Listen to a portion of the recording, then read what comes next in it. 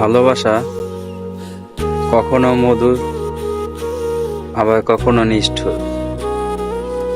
যারাই তোমাকে বলতো আমি তোমাকে ছাড়া বাঁচবো না, তোমাকে ছাড়া চলতে পারবো না, আমি তোমাকে ছাড়া অন্য কারো কথাই ভাবতে পারি না, কিন্তু তারাই কিন্তু সবচাইতে ভালো থাকে।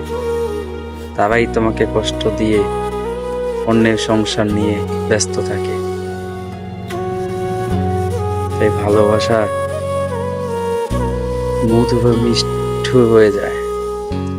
একটা সময় যে তোমাকে বলতো তোমাকে ছাড়া আমার জীবন চলবে না, তোমাকে ছাড়া আমি বাঁচবো না, সেই মানুষটাই কিন্তু ভালো আছে।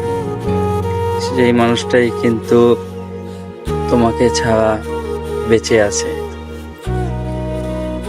এটা নিষ্ঠুরতা। আর ভালোবাসা মধু হয় কখন? যখন পূর্ণতা পায়, দুজন দুজনের জন্য পাগলের মতন ভালোবাসতে জানে, বেইমানি করে না, সেই সময় সবচাইতে মধু হয়।